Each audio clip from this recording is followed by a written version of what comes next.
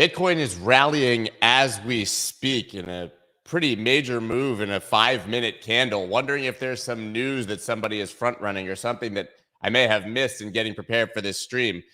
But the person who actually broke that news broke some other news about Invesco getting their ticker on the DTC site is actually here, Mike Alfred. And I've got Noelle Acheson as well to talk about the Bitcoin price action, if this is a further indication that the institutions are indeed coming and an ETF is going to get approved.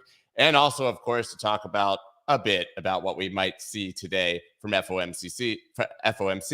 I'm stuttering today, guys. Been a long morning. From FOMC and, of course, the Treasury's new announcement on what they're going to do with bond issuance.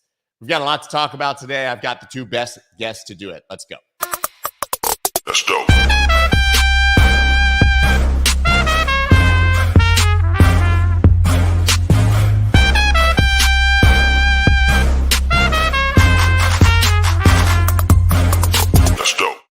What is up, everybody? I'm Scott Melker, also known as the Wolf of Wall Streets. Before we get started, please subscribe to the channel and hit that like button.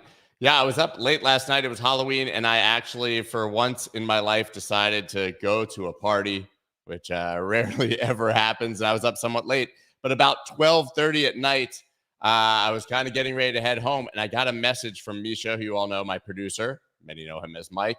That he was crossing from Mexico to the United States to see some friends. They stopped him for a random reason. And then because of some sort of paperwork glitch, I'm not really sure, they decided to deport him to Estonia. So trying to figure out what is going on with him.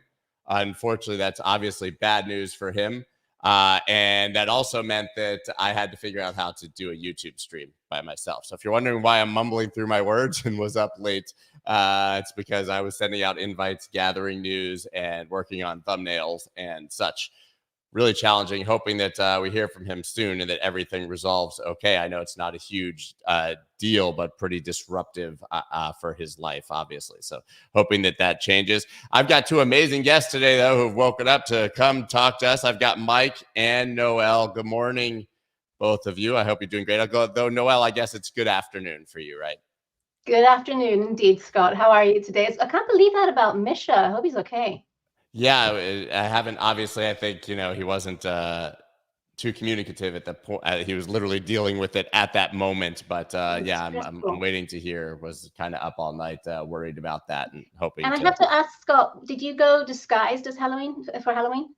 I did not go disguised. On actual Halloween, we wore costumes. Last night, I actually just wore a Bitcoin over my shirt. It was like kind of a big foam Bitcoin. So I guess I was disguised as a Bitcoin. It was a pretty funny costume. I wore the same one last year for a bit. But let's actually dig into the topic here. I guess, Mike, we could talk about Invesco Galaxy getting their DTCC listing up today as well, because as I said, you actually were well ahead of even, I think Cointelegraph are the ones here. I've got the article that first talked about it, that people saw Invesco Galaxy spot Bitcoin ETF joins BlackRock on DTCC site. But you actually, you were a breaking news site, buddy. I never knew that you did that in your spare time. Yeah, it's kind of funny, right? All of us influencers sometimes use the term breaking for stuff that somebody else broke before you. But in this case, there weren't that many people that saw this one. And obviously everybody's sort of jaded now because BlackRock, their ticker and QSIP showed up on the site. And then we were notified after the fact that it was there the whole time. And so I think everybody's a little skeptical. There's about 10 or 20x the breaking news stories that are actually breaking, right? And so in this case, though, it looks like it was not on that site. It was not on the DTCC website a few days ago. So it looks like in the background, Scott, all of these ETFs are being lined up on the runway to be batch approved by the SEC. I think the SEC wants to be very careful about not giving any specific firm first mover advantage, although I question that because Grayscale's been there for years and they probably should have been approved first, given that there's tens of billions of dollars of mostly US investor capital in that product. But, the SEC got slapped on the wrist here. There's no doubt about it. They were playing politics. They were overstepping their mandate to be an enforcement body as opposed to a rulemaking body. And they really are just there to enforce the laws of Congress. They're not there to make new laws, but they've been behaving in a way that they're basically the kingmaker of the space. And, obviously Gary Gensler's spooky tweet on Halloween gives you some insight into just how weird of a guy he is and just how strange his thinking is. So we'll see what happens. Cringe. While he was talking, while you were talking, I was like, I got to get the Gensler tweet. And that's literally what I was doing, which I brought up right here. If Satoshi Nakamoto went as Satoshi Nakamoto for Halloween, would we be able to tell happy 50th anniversary to Satoshi's famous white paper that started crypto? Any crypto companies that are tricking investors should start treating them to compliance with the securities laws. Like, the guy couldn't even say how excited he was about Bitcoin without making sure to make a point that he thinks everyone else is not compliant and that it's a problematic industry. The guy is just... the joke is pretty good. The joke itself is not bad. It's what comes after the joke that is just so cringe. Yeah, I mean, what? Yeah. So, but Noelle, I mean, do you agree? I think we have somewhat of a consensus. Is there even a contrarian view here that we're going to see a slew of these approvals, whether it's BlackRock first or GBT or Grayscale? I mean, are we really just going to get 8 or 10 of these lined up by January 10th and we're going to move on? I mean, it's my feeling at this point that it's actually Gary will find a way to skin it as a positive, a win in his favor, that he gives us this Bitcoin approval, and then he'll probably continue his same sort of tactic against the rest of the industry. Yeah, or just pretend that it's a big nothing burger. Let's move on and tackle some more of these crypto frauds that we hear so much about, right? I do hear from quite a few of the TradFi people I speak to that no way in hell are we going to be getting a Bitcoin spot ETF. I disagree, obviously, and I think the signs that we've seen just over the past few days are definitely pointing to the direction of an approval, and I think it's going to be quite soon. I've heard a lot of feedback of what you posted this morning, Mike, that this DTCC thing is, it's nothing. No one should get excited. There's no big deal. It doesn't mean anything. Well, I disagree. I think it does mean something. It doesn't mean that approval has been given, but it does mean that both Invesco and, of course, BlackRock, which are massive for this, but then this is even more trivial. It does mean that they are very confident that this is coming. And we know that they are in dialogue with the SEC, which itself is a huge change from the last time we were in this situation. They are in dialogue. I don't think they would have gone through the hassle and the expense. It's not a huge expense, but it's still an expense of getting these listings on the DTCC without being pretty darn sure, or without even having had a nod that approval was coming. They are not about to start trading, but they're getting ready to start trading. I don't think that is nothing. It's definitely a major change in tone. Even to be asking these companies for updates, to be interacting with them, to be engaging, you just wouldn't waste your time doing this if you didn't think you were going to get approved. There's definitely a difference now in the current tone and approach. Go ahead, Mike. Sorry.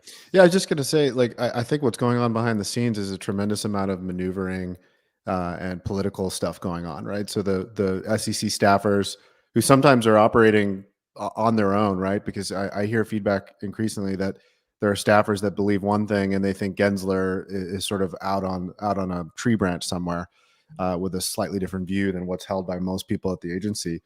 And so I'm sure these large firms have longstanding relationships with people that are not Gensler who actually do the work, and those people are telling them, look, this is going to get done.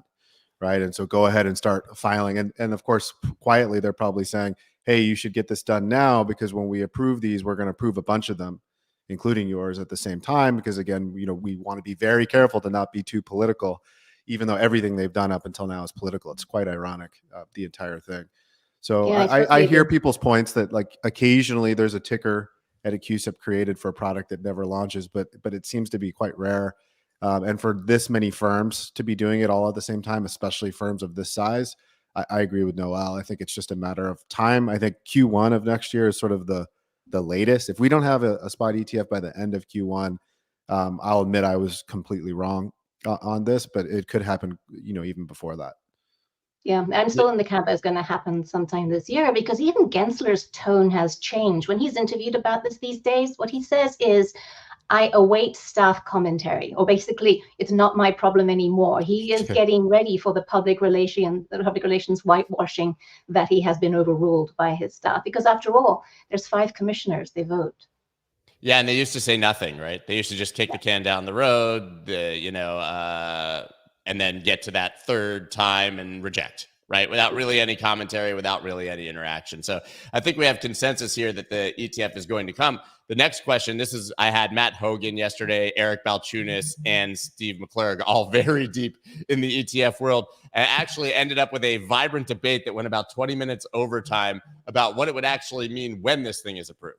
Right. There was sort of the camp that was, oh, we get to $1 billion fast, just like BITO. This is the most popular ETF launch of all time. Then there was it'll be a slow trickle. And somewhere in the middle was, it'll be happening over a month, but will still be the best month ever. Right. So we get to 10 billion in a month, but we're not the first to $1 billion. I think it's all semantics. Yeah. But I so we think can call this the Goldilocks ETF then, right? Either too hot, too cold, or just right. Yeah, that's right. So, but I guess the question here is, the narrative we're trying to figure out isn't whether it will be approved, but what it actually means when it is approved. And that seems to be where there's some disagreement. Will it fall flat because we're in more of a bear market than the Bitcoin futures launch?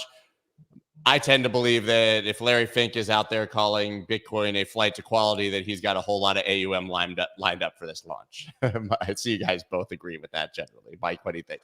Yeah, so I don't think any of what you just said really matters. I think what I've dubbed on Twitter several times the hand of God, the BlackRock hand of God has sort of been on the bid multiple times this year. Both in June when they originally announced the filing, and then again a few weeks ago, I noticed that the Bitcoin sort of the way it was trading just changed. It was like a phase shift, and that's before there's a single dollar actually going into any of these products. So I think the perception shift here might be more significant. The flows, let's say the flows are 5 billion or 10 billion or whatever in the first year. That could be quite significant on its own, just given the low level of liquidity in the market over the last year or two. But I think more importantly, everybody in traditional finance globally now has to take it seriously. Like I even saw Mohammed El-Arian on CNBC the other day saying, it's quite curious that the 30-year bond is not behaving well, right? But Bitcoin has now become a flight of safety. He's echoing Larry Fink's words. And that's Did how you this see what stuff else happens. he said? He 2 days ago or yesterday, he said he prefers a barbell strategy of cash and Bitcoin. Yeah, Flat out said it. So this is a guy that you could not imagine saying this 2 or 3 years ago. He's echoing Fink's words, stuff that we've all been saying for 5 or 10 years in the Bitcoin community is now being echoed, and it's reverberating into the halls. And the financial advisors look up to the asset managers, and the end retail clients that look up to the retail financial advisors, right? And so it's a chain. And this approval, if it happens, I think is so much more significant for the broader perspective of how people view Bitcoin, how they view the entire ecosystem. I think miners, custodians, infrastructure providers, payment providers, they'll all be worth 50 to 75% more on paper the moment it's approved with no flows. And then you have to say, okay, what will the flows actually be? I think they'll be more significant than people think. This argument that Canadian ETFs didn't get flows does not pass muster with me. Canada does not matter. U.S. investors, especially hedge funds, do not care about what happens in Canada. It's like basically a barren wasteland from a finance standpoint. So that argument, I love that argument because it shows you the bears have literally nothing left in their gun. They're going down. Bitcoin's going to 40, maybe even 45K. And all of the flows from the futures ETF are going into the spot ETF, by the way. Yeah, because the futures ETF is completely worthless. Going to zero. BITO's basically, it's what, like 45% of the return of Bitcoin, and GBTC, which was an inferior product for a year or two there, now wildly outperformed BTC. That was somewhat predictable in advance. And going forward, there's no reason to own a futures product. It's really expensive to roll those futures every month. Yeah, I totally agree. And the flows, I think, will be considerable to start with. I mean, we saw yesterday CoinShares' latest weekly funds flow report show that the flows into Bitcoin funds now are the largest since July of last year or something outrageous like that. Yeah. But more importantly, it's what comes afterwards. Once the ETF is approved, then suddenly RIAs across the United States don't have an excuse to not offer this to their clients. And that is going to have value from day one, but going forward, even more importantly. And each investor that adds, a small percentage perhaps of Bitcoin to their portfolio via the ETFs for diversification purposes, because why not? Well, we don't know to what extent they're going to be talking to their friends about it. It's an entirely different level of social acceptance in having an ETF that people can easily buy through their traditional channels and keep in their usual manner.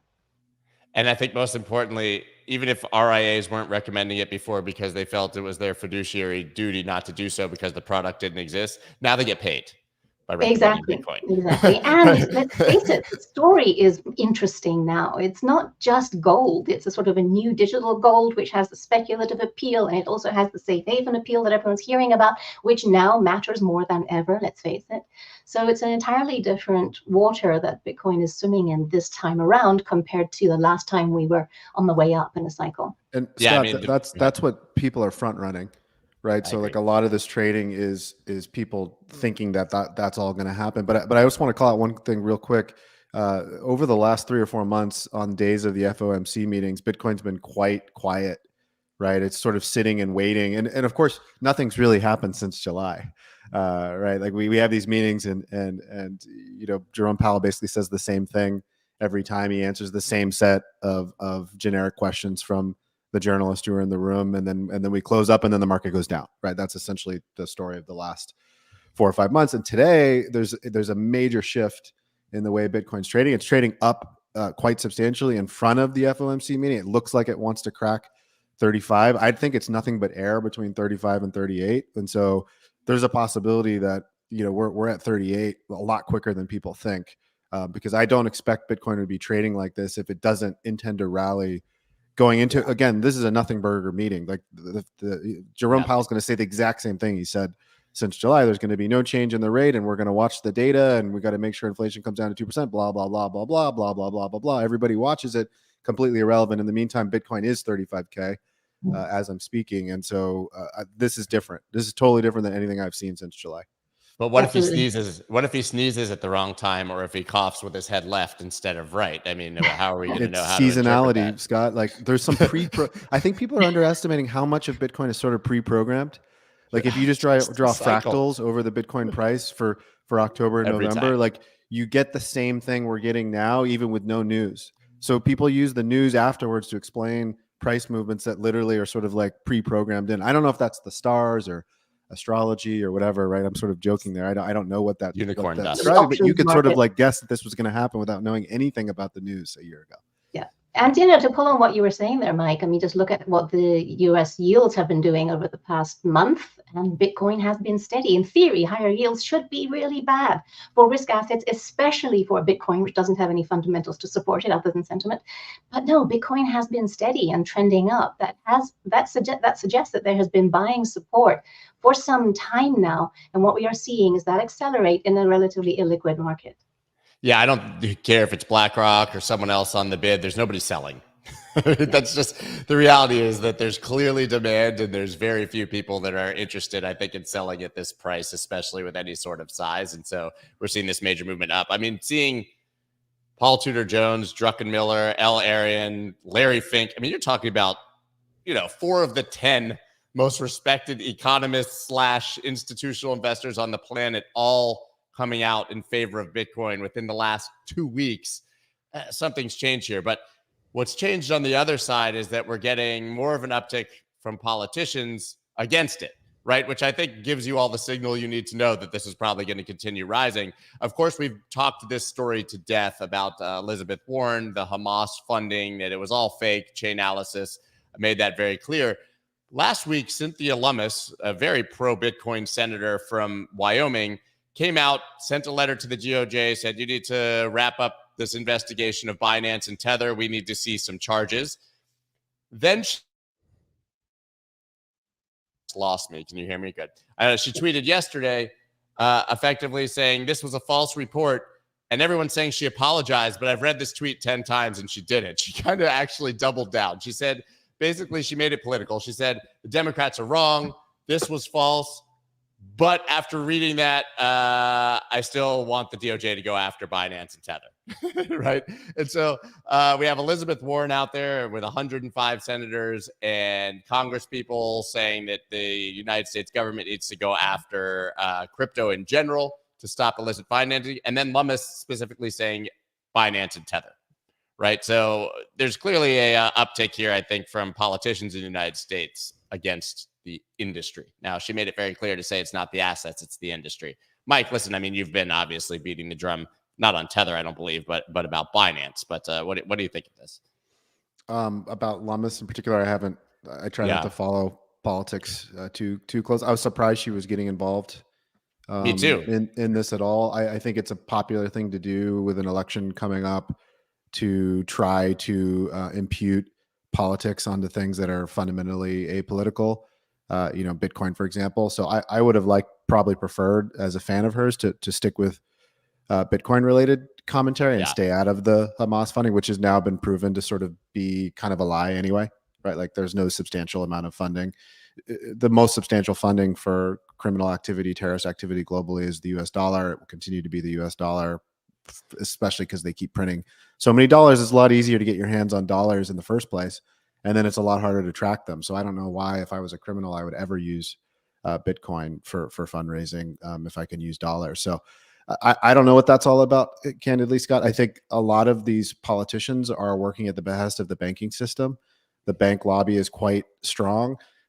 Bankers are going to get squeezed going forward because of the U.S. fiscal situation. The U.S. government and the Fed are going to require banks to keep more of their capital on reserves, with non-interest bearing reserves with the Fed, in order to fund itself.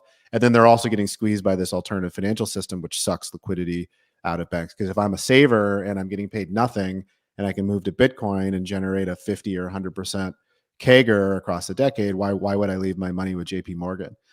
So I think a lot of this is not really the politicians. They're not really that smart. It's the banks and the bank funding and the bank lobbyists that are working in the background trying to convince the politicians to attack this thing. Because they can't attack the Fed, but they can attack Bitcoin, right? At least they think they can. Right. I totally agree. Noelle? Yeah, I'm going to come at that from a different vector. What I took away from Senator Lummis's tweets was what I'm hearing a lot of crypto people echo as well. We finally, thank God, or please God, have the end in sight of the SBF trial, one can hope, right?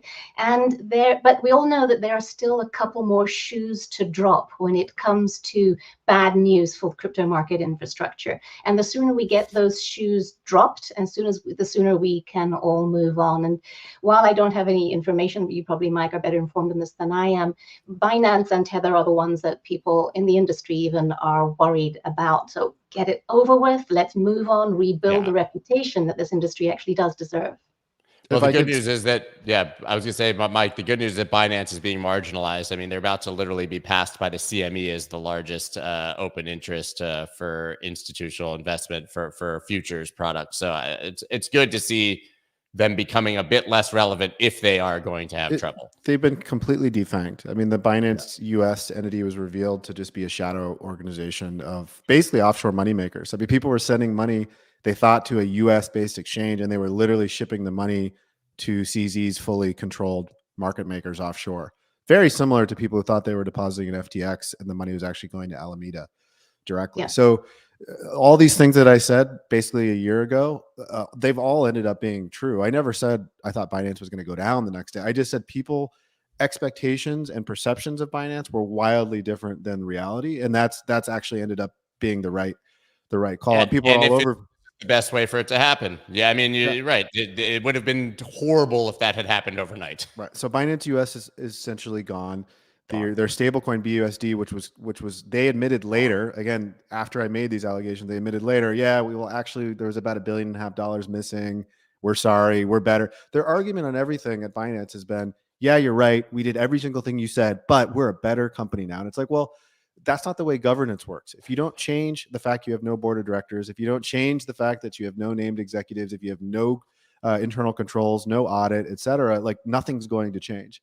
So I'm glad they've been de-emphasized. Tether's a different beast because I'm confident there's massive amounts of nefarious activity that have gone on there over the last 5 years, but there's no mechanism to easily attack it. And in fact, I think they're essentially using their liquidity to attack other stablecoins, right? Because they're not a real escape hatch from crypto back to fiat. Because if you and I want to redeem our Tether, it's quite hard to do it. There are some favored parties who can do that, but most people can't.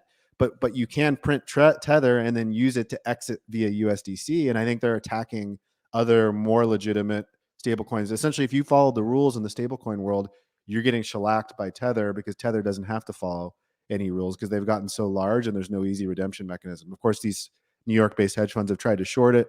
That hasn't worked because there's no way to move it off its peg without doing something probably illegal to try to perpetrate that yourself.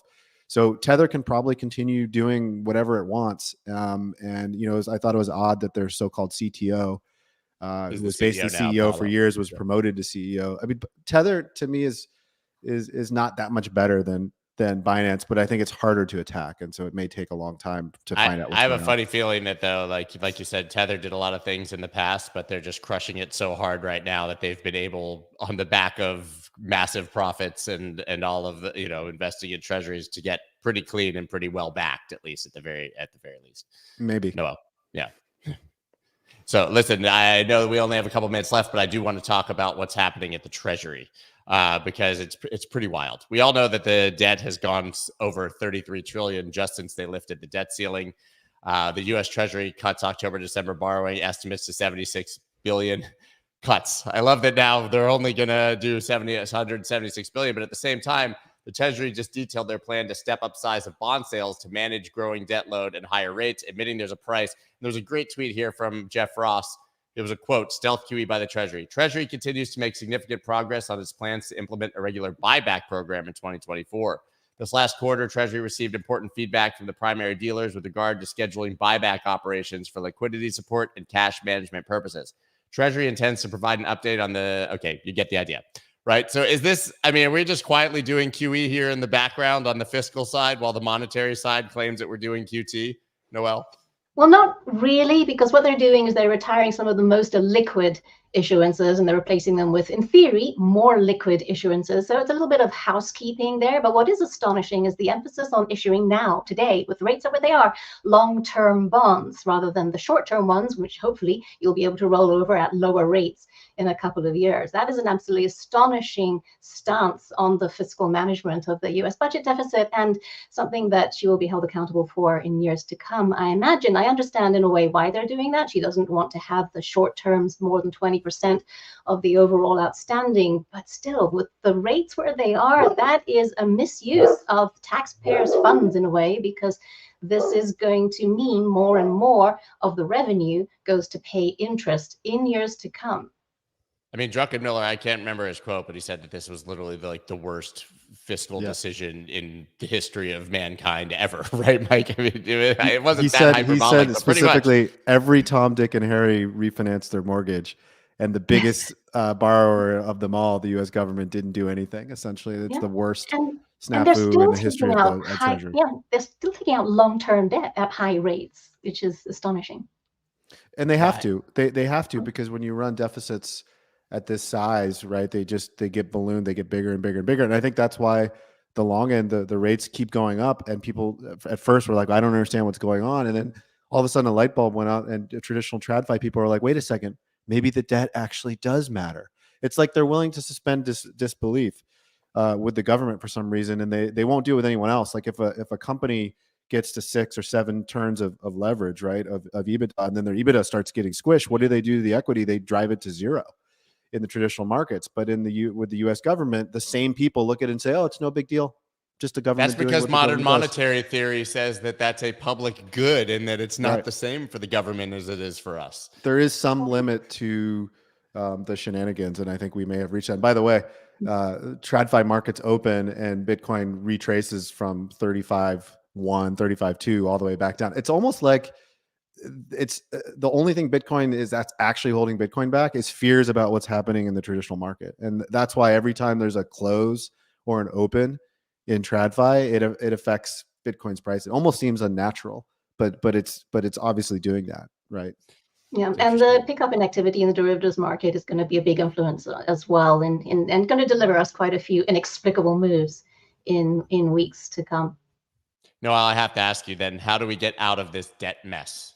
I mean, I see it. There's a question right here. Ask your guess. How does the U.S. get out of this debt mess? Oh, I would say we don't, but to be honest, we just keep printing money. So this is long-term very bullish for hard assets such as Bitcoin and gold. There is no other way. And what we have different now that we haven't had in previous situations where the debt has been a concern is a weakening confidence that the U.S. can continue to pay its bills. Obviously, it will, because the alternative is unthinkable, but it does mean continuing to depreciate the currency. I think it was on Spaces yesterday, but somebody made the point that every time a country's ever gotten above 130% debt to GDP, which is where the United States currently is, they've eventually defaulted on their debt. 100% of the time.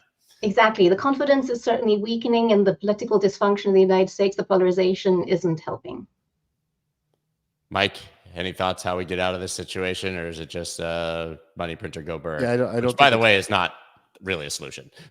Yeah, but I think it's more of the same. And this is why I've been harping on the kid analyst and the macro doomers and stuff. Like, you can put up all the charts you want of how bad it's going to get, but if you don't immediately recognize that it means more liquidity coming for Bitcoin and that Bitcoin becomes more valuable, and you don't focus on that, but instead focus on how bad it's going to be, this debt spiral and stuff like that. I think a lot of that stuff is doom porn, and it convinces people to not invest at all when they should be piling into Bitcoin. So that's my criticism of it. It's not that those people are wrong with all the charts that they're posting. I just think it's backwards looking, and it doesn't help anyone make money. Like, I would rather focus on getting to the end of that analysis and saying, okay, great. We know that. We know the US government's sort of fucked. We know they're going to have to keep printing. We know they're going to have to take on more debt. So buy Bitcoin, as opposed to, oh my God, it's this terrible debt spiral. Everything's going to crash and collapse, and over and over and over again. It's like tweet after tweet after tweet for weeks. And the whole time Bitcoin's going up and they're not mentioning that. Right. And I think hopefully that this will be the cycle where that narrative finally sort of solidifies in the mainstream. Noelle, Mike, thank you both so much for joining. Always a pleasure. Wonderful to see both of you. And we will do this again very soon. Loved having the two of you together, by the way. Incredible perspective. It was fun. It was fun. Thank you so much, Scott, and great to see you, Mike. Yeah, thank you. Thanks, guys. There's also a quick video clip when we were talking about the politicians. I just want to show you guys. It's been going around, very recent. If you were wondering if Elizabeth Warren really wants to kill this, check this out. Last year, you wrote that, quote, in their attempt to avoid being traced, illegal actors have adopted ever more sophisticated cryptocurrency technologies, such as non-custodial wallets. So sophisticated. So basically saying here that self-custody is the enemy. I wonder if she knows in this ever sophisticated technology that it's literally just 12 words that people are writing down on a piece of paper and hoping they don't lose it. Very sophisticated, this self-custody thing. But this is an all-out war. But at the end of the day, I think it's one that they're going to lose. Now, this is perfect timing for Chris Inks to show up today, because we've got some pretty exciting and I would say interesting price action. People might not, while we were doing that, Bitcoin actually just made a brand new yearly high by about an inch and then immediately got rejected and came down. But it did just make a high. It looks like it went to about 35,207 when the high was 35,157. Pretty interesting price action here, wouldn't you say?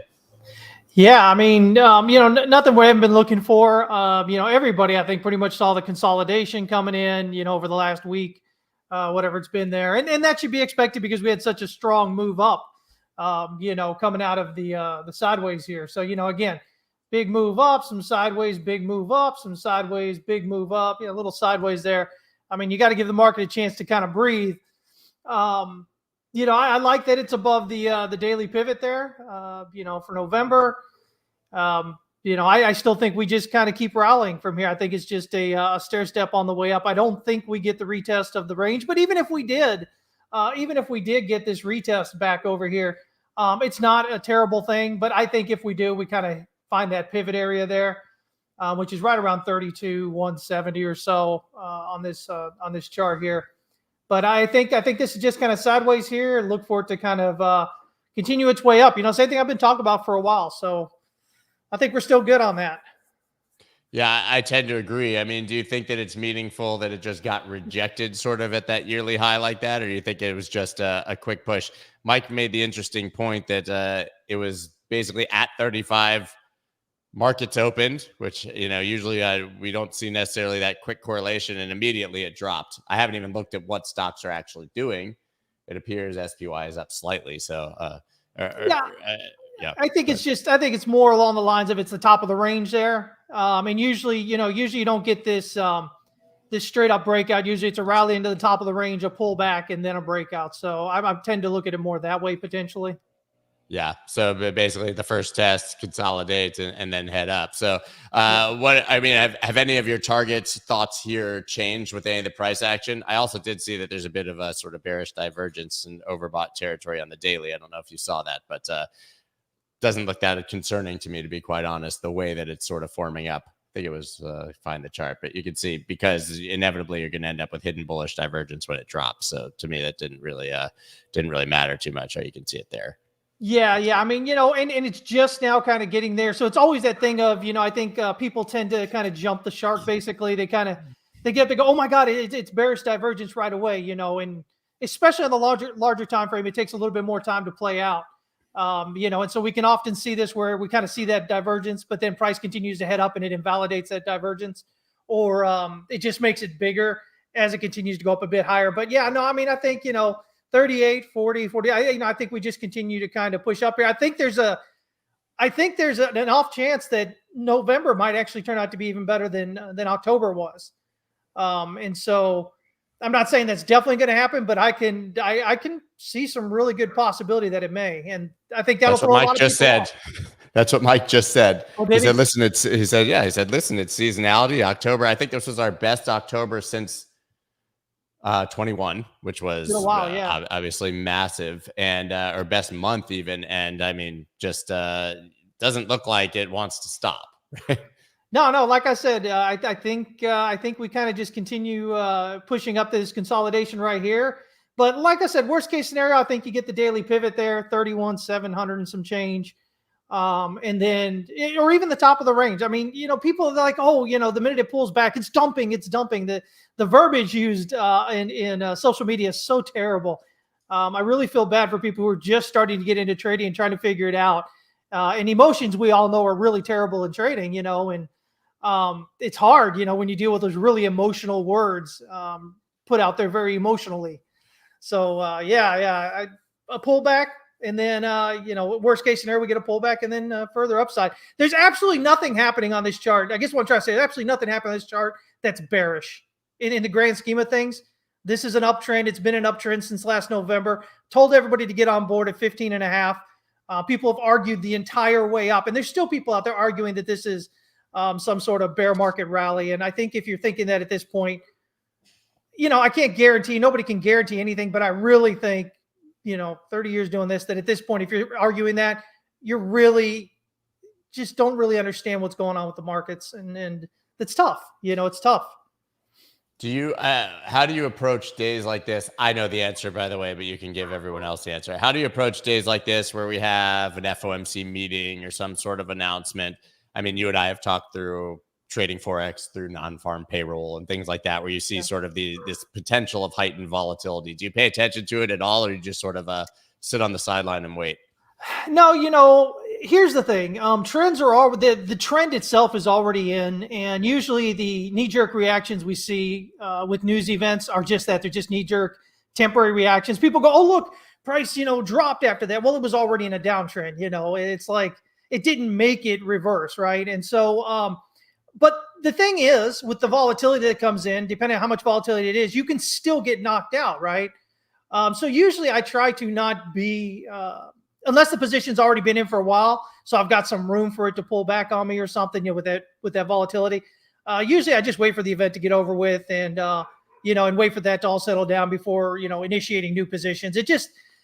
You end up taking, I know some people out there trying to make a living off trading news events, but man, that volatility is so bad. You get caught so often. It's just not worth it in my view.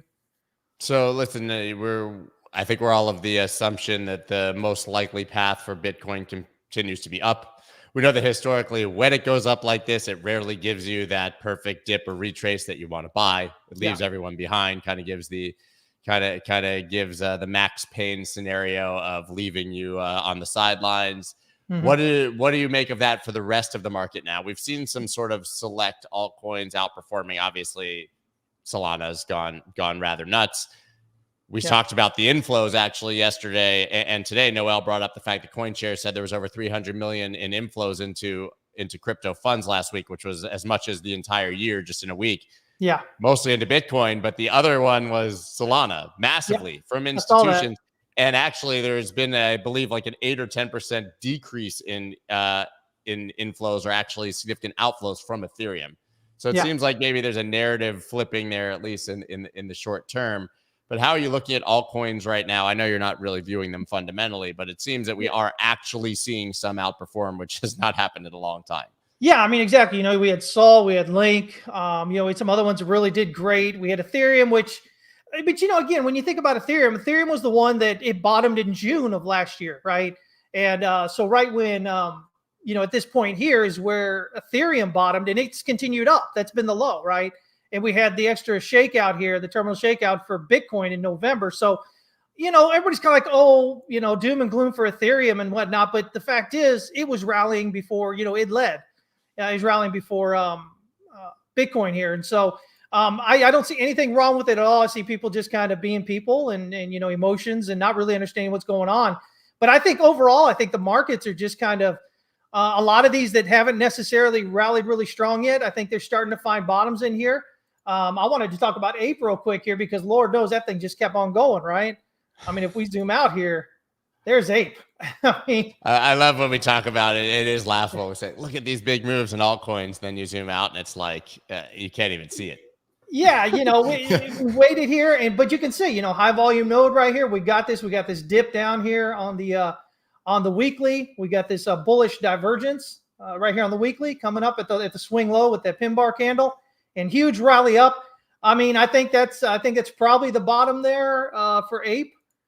Locally here, I'm just looking for it. If we can get a breakout above 1.398, I'm looking up here around 1.669 locally as a target. And I think if we get that, I think we just kind of pull on back here kind of to where we're at here, about $1.30, $1.28 around there. And then we just rally up higher from there as well. So, you know, probably something along the lines of, I don't know, maybe up here toward 360 or so would be a next one. So just kind of up here toward that R2 pivot on the daily, pull back down toward the pivot, and then rally up here to about $3.60, which, as you can see, is this great little support resistance area right there. So, you know, if Ape is bottoming, I mean, I think, you know, it's probably a lot of the market is looking the same way there, right? When the completely worst dog shit garbage starts pumping, you know, I'm just kidding. Ape actually, you know, for those who actually follow Bored Apes and believe in NFTs, might have a lot more upside potential, at least than like outright scammy meme coins. Yeah, exactly. You know, at least we've got a bounce at the very least for Ape. You know, I think we should be at least looking up for a while. You know, is it going to hit a new all-time high? We'll see. But right now, most things never do versus Bitcoin. Right, So, exactly. it might on the dollar pair, but most of these, it's very hard to beat Bitcoin long-term after a cycle. So that'll be interesting. Yeah. But I like this Ethereum Classic here. For those that don't know, you know, it is the original Ethereum. It is the one, you know, the one we all watch is the branched one where they rolled it back. But man, ETC, everybody loves to hate on it. You know, we did good on the rally here up to this 100 plus, and it's come back here. But you notice right here, this support that we had back here in June of last year.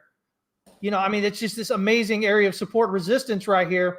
Rallied up strong, pulled back, and then we see all this volume. Now, if we look here on this pullback, when you get down toward the low here and here and here, that's where your volume starts picking up. So you've got this buying kind of going on in those areas as you get to the lows, and significantly here as it tried to push down, you just let this long wick went sideways, and now we're breaking out higher. So, I mean, you should be looking up on that. We're about to break through this, this descending resistance from September of last year. I think initially we easily have a target here at $21.80. But I think we go beyond that. We hit $41.37, and then I think we're up here at around 108.54. And I do think it breaks out. You know, if Ethereum's breaking out, you know, ETC should follow with it. And so I think it's just a great setup here on this weekly. How clean this was. High volume node right here, getting in through that, get ready to pop out higher. Yeah, I want to really quick talk about that ETH BTC chart, just something worth pointing out, because this can be sort of a bellwether for what's happening with the market. First of all, I think we've seen, whether you like ETH or not, I don't really care. I'm not going to speak to that, but I do. It does feel like there's been an uptick in max FUD against ETH, sort of the same narratives that we see in the cycle. the merge failed, whatever, Yeah. none of it worked. It's not proceeding. It's still expensive. All those things. I don't give a shit about that. But looking at the chart here, this is the fourth time ever that it's actually hit oversold on the weekly in RSI. Just does not happen very often. And actually, it's barely a tick. I think this is actually, except for maybe right here, is the lowest it's ever been on weekly RSI for oversold. So I don't care how you feel about it emotionally. You don't have to trade it. You don't have to touch it. You don't have to believe it's a great long-term investment. But I would say it maybe is giving a signal that it can still go down, by the way, but that relatively soon there is going to be a pop and an opportunity, whether you believe it or not, but as a trader to make some money, probably getting long ETH, especially if you think that Bitcoin is going to continue up in that period.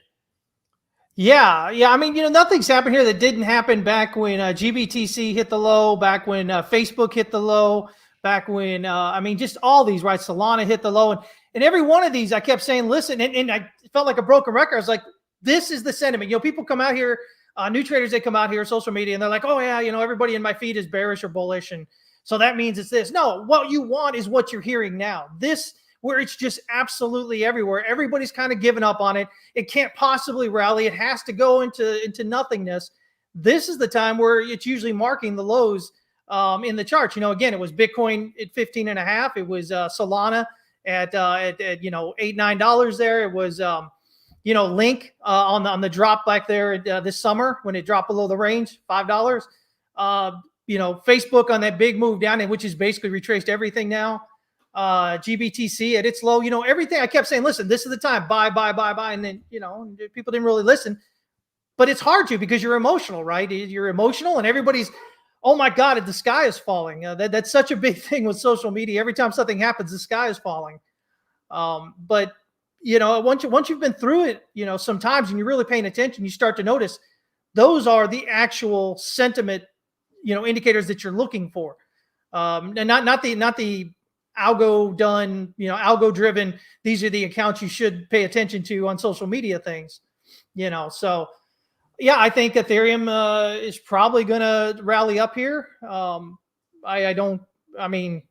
Could it drop down a little bit lower? Sure, it could. Ethereum, Bitcoin, sure. But I think overall it's probably much closer to a rally than not at this point. And I think when it does, it's going to catch a lot of people on surprise.